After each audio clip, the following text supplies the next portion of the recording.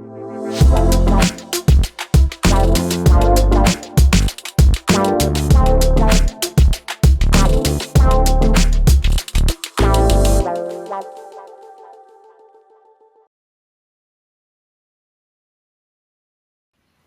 very warm welcome for a very special session that we have today lined up for all the Vitrina Business Network members. We have Carol Hanley with us today. Carol, welcome, welcome. Thank you, Atul. Nice to be here and great to see you. Likewise, likewise. And Carol is Chief Executive Officer of VIP Media, based out of the nerve center of the entertainment sector. She's based in Hollywood, in Los Angeles. Carol, I know we've been meaning to do this for a little bit, but I'm glad we got to it today. I want to get us started straight off with a key question on just for the benefit of our users and members, uh, how would you describe Web Media? An introduction would be great just to set the context. Okay. Um, Whip Media, as a company, provides software and consumer level sentiment data, engagement data to some of the world's largest entertainment companies. The products themselves that we put out are designed to increase visibility, improve intelligence, and actually just drive efficiencies, automation. So, very specifically, we are focused on content licensing, content planning, and various financial operations as it's associated with content. So, our software manipulates all of that. Fascinating. And then this is actually a key sort of requirement within the industry, especially in the last couple of years, when fast channels, AVOD has been again the center of focus and attention. And are those the key segments that you sort of addressing, or does it go beyond fast AVOD and ad supported models to also other video on demand? Yeah, it does. So Okay. our software really is pretty full service. So whether it's linear, TVOD, AVOD, SVOD, et cetera, the fast channels, we do work across a very wide spectrum of the industry. Now, that said, the fastest growing area of the industry right now is AVOD and fast. And I think specifically fast is the fastest element of platform growth. So That's right. a lot of our business is very focused recently on those areas, and a lot of our innovations are very focused, but we do work across the full breadth of the entertainment industry, even distributors. It's a variety of customer segments that we work within. Understood. Understood. Fascinating. And then the key sort of constituents that you work with, what type of companies are sort of front and center as part of your clientele and your ecosystem. Um, we have virtually all of the large major studios Interesting. as clients, Hmm. literally virtually all of them, in one way, shape, or another. Some of them get all of our software as well as all of our data. Others are just pieces of data or pieces of the software, but we work across really all of them. And then we have recently been doing a lot of expansion. Visio is a newer client as of the beginning of this year, so kind of that category has started to really grow for us as well. Hmm. But yeah, that's if you name a major player. Some of them are we're okay to talk about, and some of them we're not allowed to say their names. But if you named a major player, chances are they are a client of Whip Media. Got it. Got it. Fascinating. And again, as I mentioned, this is a very very hot sort of category, especially exactly to your point, fast, and then ad supported, and then of course, globally we are actually sort of seeing even now in large parts of Asia, we're seeing broadcasting actually sort of pivot into digital and into streaming. This is an exciting segment that you're part of. One aspect that I wanted to sort of also understand, again for the benefit of our members, is the area that you serve. Is that a crowded space? How would you qualify this? There You are mean our competition? uh-huh. Yeah, when we it's a good question, and I get asked that a lot. There are elements of our business that different competitors compete in. Um, Take our data. You know, there some people might want to put us up against Nielsen, but it's dramatically different. It's not really the right comparison. It's not really a competitor. We really are much more of a complement, if you will. So bits and pieces, but when we are either replaced or what we are replacing is not usually 9 times out of 10, it's not usually another company. It's Excel or Airtables. You know, Got it. it's replacing a lot of the heavy manual processes that are associated with Excel or Airtables. That's usually where we're at.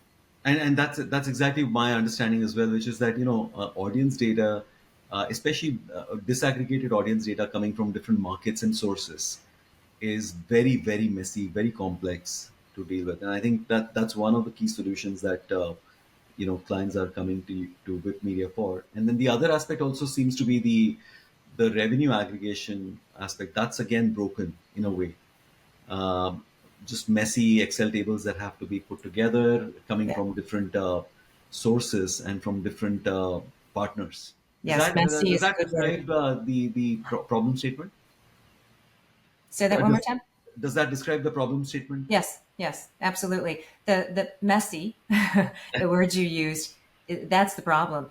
The world is very complex. Content has gotten very complex. You know, Mhm. when I was growing up, we watched content that was produced and aired in the United States.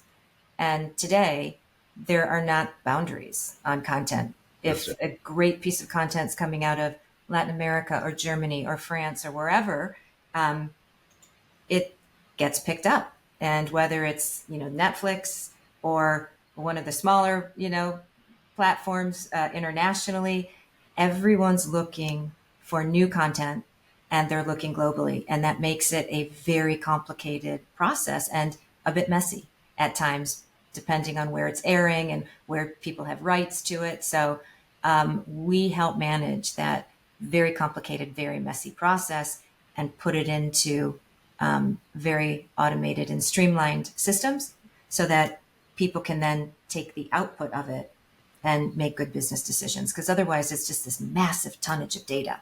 And, That's right. you know, data without insights is just data. That's right. That's right. I had the benefit, again, Carol, thanks to you and your team, I had the benefit of actually seeing the demo and some of the dashboards. Those looked really, really gorgeous and also inspiring because, once the data problem has been solved, you can actually sort of visualize that information in terms of, day on day, week on week, month on month, what the trends are, Right. and then also correlate cause and effect. So again, I mean, is this essentially the dashboarding of that and visualization? Is that a big sort of heavy lift on the software that your team has put out? Well, I wouldn't say it's a heavy lift, but it is a strategic shift Okay, in where we're moving to. So the like I said, data, the world is not lacking data, right? Whether it's consumer level data or in our own businesses, financial data. So the world is not lacking data, and our customers have a massive amount of data. What they're missing and what they need help with is taking all of these different data points and putting them into something that helps them make smart business decisions, you know, right, insights. And the dashboards are really just intended to do that. They're allowing you to visually see a trend because sometimes, you know, a trend can be taking place and even the most talented research analyst may not pick up on it immediately. right, But through AI and some machine learning and robotics and everything else, there's so many ways that you can create very useful dashboards yeah, that flag trends very early and point things out and most importantly turn them into hmm. actionable insights that people can make decisions on. So that's really the intent of those dashboards. It's just moving this tonnage of data into a more actionable space for our customers. Just to double click on that, when you say decisions, I'm guessing these are decisions relating to what content is working, which audiences are performing, which platforms are essentially the most successful. I mean, uh, all of the above and more. Is that are A these the hundred kind of decisions? percent. Yeah, 100%. I was working recently with two of the major streamers, and both of them Hmm. were very interested in expanding into some very specific European markets. Mm-hmm. And they were not looking for content that's already popular because either it's already licensed or it would be very expensive to license because it's already developed a following. But what they were looking for is kind of that diamond in the rough where a piece of content is just starting to show signs that it has an opportunity to be a major hit, Right. that it has a higher level of engagement or its growth. And so they will make just this straight up licensing decision, based on that. And then once they have that content in and they're looking at their financials around it, they can begin to then use that to determine how should we spread this, um, and how big should they take it. So it's really the decisions are from licensing, bringing content in, selling content, and then spreading and managing it to Hmm. make the most out of the investment. Content is very expensive. It's an expensive investment. That's right. That's So, right. we try to make it as cost effective as possible with the insights that we provide. Got it. Got it. No, that's super helpful. And again, thanks for that sort of intro and background to Whip Of Media. course. I wanted to sort of then pivot to your own intro again. Audience data, metadata. You come from the data world in a big way. But again, would be great to sort of understand your journey that got you into Whip Media and how this how your career has spanned. Actually, that'd be great to understand. So my career journey is I have been in media and entertainment my entire adult life. I started in on the broadcast side and made my way over to the media research side. So when I was in broadcasting, there was lots of talk Hmm. about, at the time, a company called Arbitron. And I went to work for them. I spent many years in the ratings business. And at the time, that was a direct competitor with Nielsen because Arbitron measured both radio and television. That's right. I left there somewhere around 1997. Long time ago, I left there. And I remember that year because that was when I had my second child. And I became a partner in a consulting company where I worked with not only radio and television, but we were on the cusp of, as a society, like the real expansion of malls as a media, newspapers, and a lot of websites that were really expanding and trying to monetize. So, kind of branched out, got some experience on that side of the media business, was asked to come back to Arbitron, which I did, and ended up on the executive team when we sold that business to Nielsen. Hmm. After that, I went to a company called Deluxe Entertainment, which is out here in California. Yep. And Deluxe Entertainment was a lot of pre-production as well as post-production and a lot of localization, distribution. And I did that for a few years. And then I met the owner of Whip Media. A mutual friend introduced us. And when I was talking to him, I felt like the business of content and the asset that they had that was measuring consumers' experience with content was super unique. And I just really became enthralled with it. And I thought it felt like something that the industry was missing.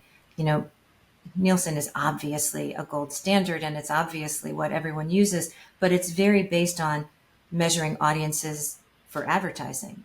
That's right. And the data that Whip Media has through an app called TV Time is very focused on measuring a given piece of content and why consumers choose that content. So that was really enthralling to me. And I made the decision to go ahead and come over to Whip Media. And I've been here now 6.5 years. Fascinating, Yeah. fascinating, and thanks for that sort of that entire journey. And again, congratulations on uh, uh, being chief executive officer at Vip Media. About this was about a year ago. Yeah. Thank you, Atul. I appreciate that. Absolutely, and uh, especially to sort of steer this business, as streaming becomes more mainstream, we sort of be seeing continued rollouts of new streaming platforms. Give us a sense of how these different pushes and pulls that are happening on the business. Are opportunities for Whip Media, especially new streaming platforms. Hmm. Is that still sort of adding to you know uh, to clientele? Yeah. Okay. So it's kind of a big question. So I'm going to segment that Okay, answer into two areas. So your question was basically, how are we taking advantage of the new landscape and some of the emerging platforms and emerging that's right. technologies, I believe. That's right. So I would say two things about that. First, there was a huge so we have the two sides of our business, right? We have this data side and then we have this software, which is a lot of financial movement. So first, on the data side, Right. the streaming wars, if you will, were very focused forever on how many subscribers you have. They were just basically fighting for subscribers. That's right. And that has kind of evolved a little bit to they're still fighting for subscribers, but now they're fighting for engaged subscribers.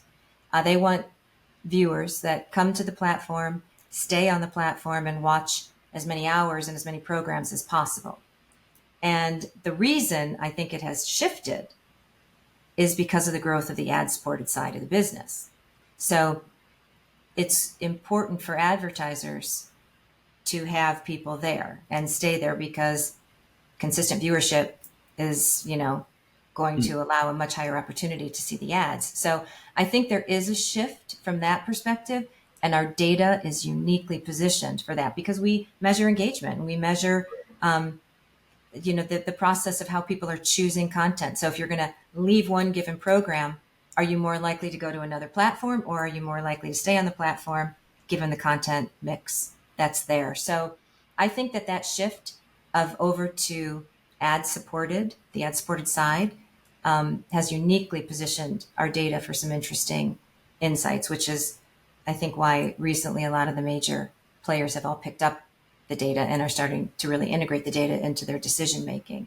The other side of that would be fast channels. Right. So fast channels have exploded. I mentioned earlier, they're really the fastest growing segment of Hmm. platform expansion around the globe, and they are ad supported. So companies can only make so much money on their subscriptions, right? They're starting to realize we can't grow the subscription fast enough, especially with all this competition. So That's we right. have to make money on that ad side. So the fast channels are a huge growth area for us, and they also help us expand into a more mid to small size of the market.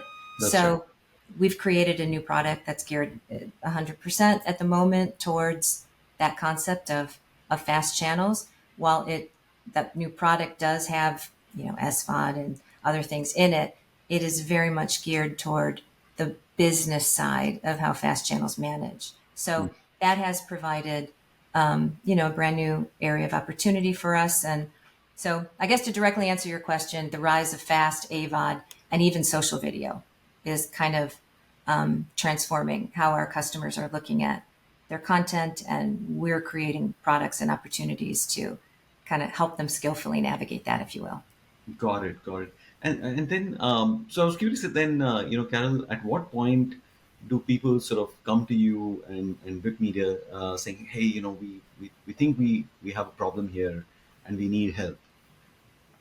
When that when companies come to you, is it because they are expanding into new sort of platforms and they want to aggregate data coming from all of those sources, or whether they're trying to figure out some equation saying, hey, we are putting this content out and we don't know really if this is going to succeed?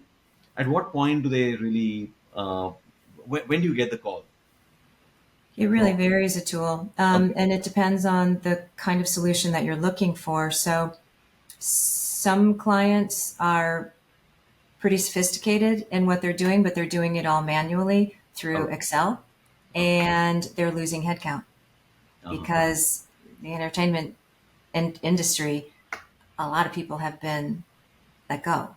And Yep. so I think it's pretty fair to say that almost every, if you're in entertainment, you're probably doing more than you did 2 years ago if you're in the same job. You've Right. kind of absorbed other people's roles as well. So we often get the call then and say we just can't keep up.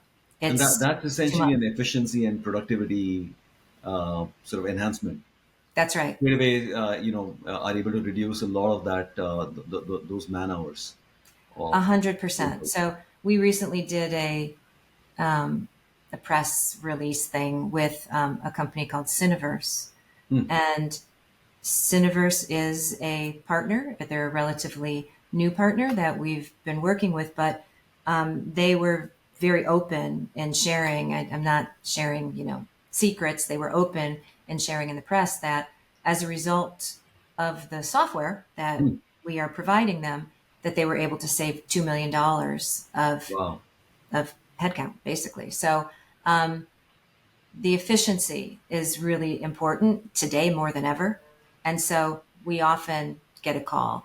At whatever point in your journey you are as a customer, you could be very advanced, you could be brand new, but if you're struggling with efficiency, Right.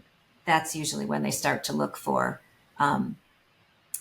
software solutions. The other point is when they're not sure where to expand or what decisions to make, and they're looking for perhaps some additional information on content. Hmm. We will often get calls on that side of the business at that point. So we've had everything from someone saying we're looking to decide whether or not to take a given piece of content, and would it be better suited on our digital platform or our linear platform. So Got it. those kinds of decisions, we usually get a phone call around the data at that point too. So so productivity is one aspect. Productivity efficiencies, that's one pain point that essentially gets you the call. The second aspect is some content related decisions where they are. It would be efficiencies, the need for better financial controls, Aha. and decision making around your business, either the investments of content or expansion of content. So I would say those are kind of the key areas. And if you're a brand new, and there's a lot of brand new platforms that have only been around a couple of years, they're still finding their way and the formulas. And Yes. so a lot of times they'll want to experiment, and we can help them with that kind of stuff. Got it. Got it. No, this is super useful. Again, there are a host of folks who are listening on the other side who would be going through some of those pain points today, and the key We aspect can is help. to, yeah, yes, the key aspect is to really sort of highlight the when they should actually sort of make that call and start looking at the solution. And honestly, I would say if you are in any way, shape, or form trying to figure out how to manage your content business, that's the right time to make the call, because we can help from a small package to a larger package, and everything in between. So if you have a pain point that is around content licensing in any way or distribution, we can help with it. Fantastic. I was actually curious also about the Cineverse case study. $2 million savings annually is a massive number. Do they have AVOD? Multiple different fast channels. Just describe to us, what their business is on the streaming side. Yeah, they subscribe to what we call fast enterprise. Okay. And so The two products that we have on that side of the business are Fast Track, which is a very standard product for people who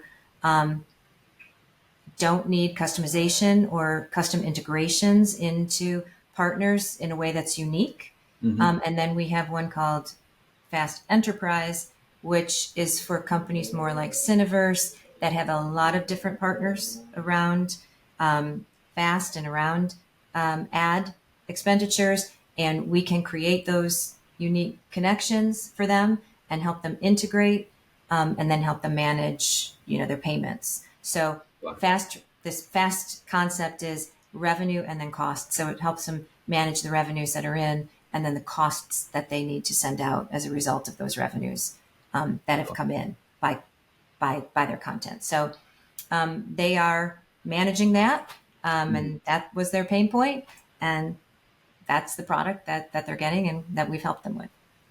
Fascinating. No, this is super useful. Again, I was wanting to sort of get to the pain points and at what point does the solution sort of come in. I was also curious, Carol, about your clientele today.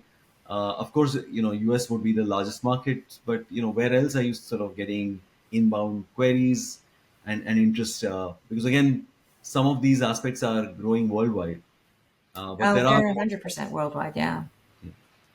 So, look, I would say that you're right, Atul. The vast majority of our business is here in the States, but there are certain markets that are growing faster than others. I think Latin America is growing. I actually think South Africa has been growing. I mean, we've seen what's happening in Asia. There's a lot of growth taking place. So we do get, a lot of new calls and a lot of new interest from those kind of growth markets. Hmm. But, there's a lot of calls still that are coming out of Europe also, because there's a lot of expansion that's still taking place there. So, we do get a lot of calls from really all over. But the United States is still our largest market. Got it. Got it. No, that's helpful. And again, with all the developments that have been happening on the AI side, and just a lot of new techniques in data sciences as a consequence, are you seeing sort of new opportunities for distribution, licensing solutions using AI and data sciences? Yeah. We are very focused on AI right now. I'm sure that everyone you talk to says the same thing because everyone is focused on it. But Hard to we ignore. have, I'm sorry? Hard to ignore Yeah, at this point, very but much so, right? yeah. Very much so. Um, so, look, we have introduced a lot of AI advancements, Okay. and they are designed basically to help, revolutionize this newly growing area of AVOD and FAST. So, um, I'll give you a couple examples. So we have an enhanced robotic processing automation, an RPA component to our software that allows the retrieval of data from any source in Hmm. a very dynamic way, so that our customers can be assured that they have the most up to date view of their content performance everywhere. So we've started using that. We are utilizing AI for title matching, Hmm. which helps reduce manual effort and it helps increase accuracy. Um, we've started using it with predictive. So predicting content trends is, very important, whether it's looking at how will my content do or where should my content go. We have introduced new AI tools that frankly are fueled by millions of real-time data points that are created by the consumers that are viewing TV and film around the world. And we use all of that. That's from our app called TV Time. And we apply, AI models to that. And then lastly, I would say probably the providing real-time sentiment at scale. We do have AI algorithms that Nice. analyze a vast amount of unstructured consumer generated data. And when I say that, I mean like emotions, anticipation. And again, it helps to very quickly identify patterns and trends and insights that otherwise might kind of get missed in those early phases. Right. So yeah, in summary, I guess AI is used and machine learning all the way from processing and cleaning data to generating insights, predicting outcomes to the content investment. So it's very much so being used at Whip Media today. Fascinating, and it's kind of embedded in the solutioning itself of how you sort of delivering the software as well as the data part. Yeah, it's, now if you were speaking to our CTO, he would explain there's a difference between AI native and, the addition of AI into some of these other things. So the new things we create are AI native, but the other ones have been created for a while. So we've had to kind of augment the models and so forth. So, and that's about as technical as I can get when it Got comes it. to when it comes to some of that stuff. Understood. Understood. No, that's super useful. One of the other aspects I was curious about was just you've been announcing key customer wins, but also collaborations. Any sort of specific collaboration that you want to call out? In recent days, or client partnerships that have come about. Yeah. Well, I would say I mentioned, Cineverse, Yes. and they're using our partner payments and royalty solution. Um, so that is certainly one newer collaboration. They manage over 1,700 licensors, and Wow. you know they're they're a very, very good partner right now. So that's new. Another newer one is Hallmark. We have a relatively newer collaboration with Hallmark Media, and they came to us looking for a more robust solution for distributing their signature content. The thing about Hallmark, and I I'm always blown away when you meet a fan of the Hallmark channel. If if you meet people who love Hallmark, they are like religious about the content. So Hallmark is doing some really interesting things with distributing this very highly engaged content. And so we are helping them with our content performance tracking solution. And that again has kind of replaced some Excel spreadsheets. And this year we also formed a strategic partnership with Amagi, and they Interesting. are reselling our Fast Track software. Hmm. It helps fill some gaps for their clients and helps give a more, I guess, complete, deep viewership of revenue and reporting on all their platforms. So that's new this year too. Fascinating. And again, Amagi is a great name, especially on their some of their fast solutions. So I'm sure Apps. that will be pretty promising. Yeah, yeah, we're excited about that. Fantastic. So, Carol, I mean, again, one aspect that I was wanting to cover, towards the end of our conversation was really relating to how 2025 is going to come in. There are, again, this is also the time for annual planning and a lot of strategic planning. How you sort of seeing the coming year from that perspective? From a business perspective. From a business perspective, also any new initiatives that you sort of planning to roll out, any enhancements, Okay. new markets, new Yeah. partnerships, the things which are under wraps that you might want to just hint at, again, would be exciting. So as we look toward 2025, we are very much continuing to iterate on our use of AI to drive additional value to our customers' software and data solutions. We are looking at additional integration of machine learning so that we can take analytics to a whole new place. Interesting. And that again, that we're not just providing, data, but that we are truly illuminating meaningful insights. So advancing those dashboards, and advancing some of our product offerings with a very significant focus on use case solutions.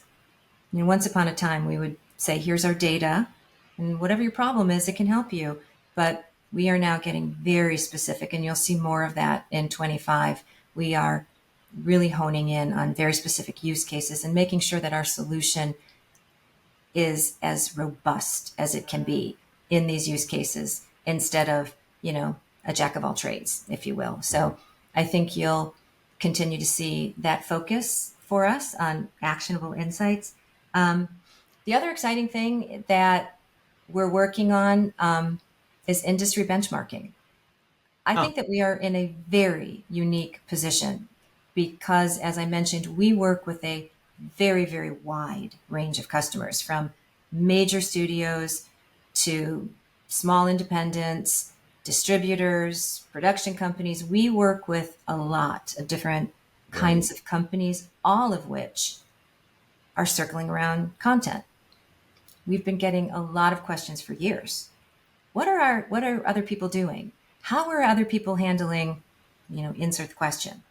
So the fact that the industry has been very fluid and we anticipate will continue into 2025 to be rather fluid, hmm, helping our customers have a pulse of the trends and the shifts on a very macro level is growing in importance. So next week, we are getting together with 10 industry leading fast players to hmm, talk about transparency.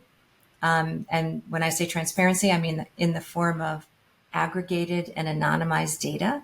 okay, And this is an innovation that I think we are like really excited about because I think it will help. When I was on the advertising space, we would think about share of voice to share of dollars, and there right. isn't anything like that over here. So I think this will be very useful, and we have a lot of our customers very interested. And again, from the largest on down, they're interested in industry level benchmarks and having that kind of help. So that will be an innovative initiative that, as time goes on, you'll be hearing more and more about from us.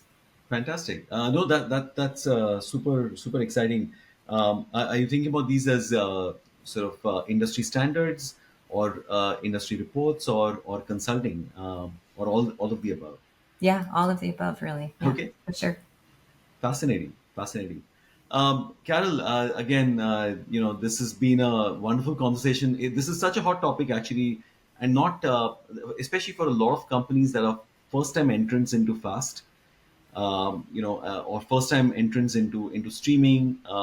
This is a completely difficult area for them that as they quickly figure out. And having dashboards that aggregate audience and revenue metrics is very powerful as a solution. So thank you so much for talking to us about Whip Media and your solutions in this space.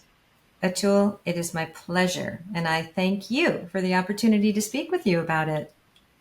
My pleasure as well. Thank you so much. Thank you.